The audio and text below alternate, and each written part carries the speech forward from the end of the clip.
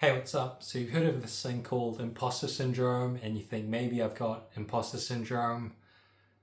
Let's get into it.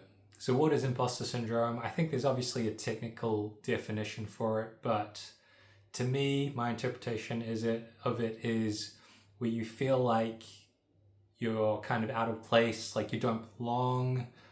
Uh, Maybe you feel like you're not worthy or you're not good enough. There's that common phrase that goes fake it till you make it. Maybe you're feeling like you're in that fake it stage, but I think those would kind of be my basic definition of imposter syndrome.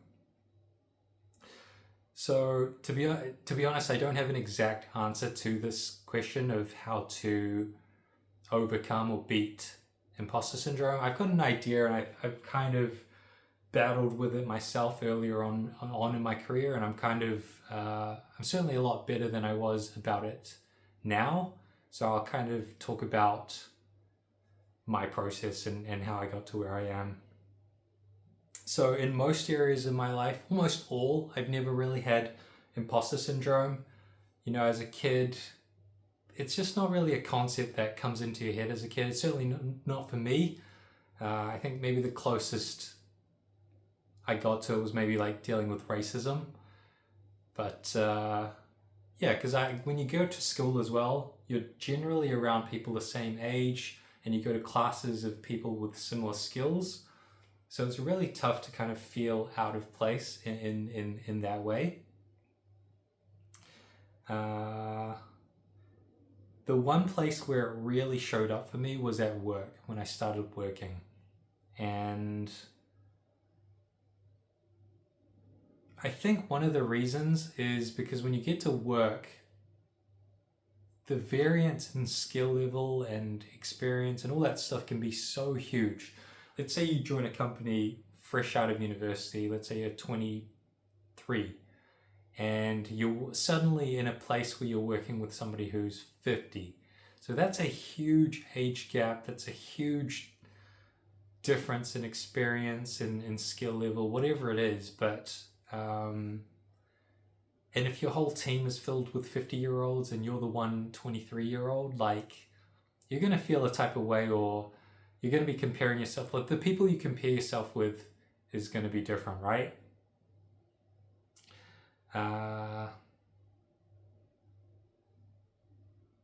Anyways, I think some ways to overcome it, or to make it smaller at least, the feeling of imposter syndrome, is one, just become so good at what you're trying to be that it becomes undeniable.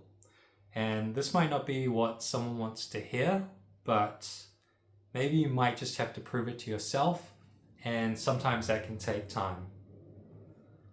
Two, compare yourself to others less.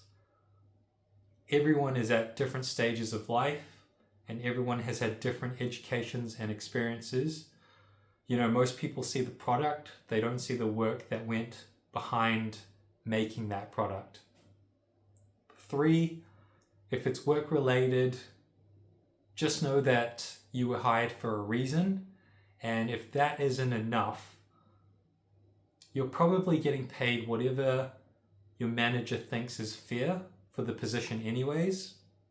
So if there's been no red flags raised, there's really no need for you to be worrying about whether or not you're doing enough. 4, this one is the biggest one for me. I think being in a place where you feel seen, where your efforts and opinions are valued, is huge. In particular, if it's in a workplace, the support of your manager is the difference between night and day. And I'm somewhat of a believer in not caring what other people think, but that's a very overgeneralized statement. Because as humans, it's natural to react to our environments.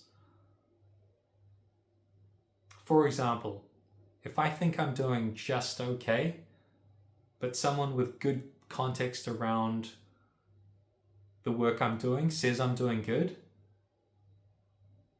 feedback is the kind of thing that can really shape one's opinion.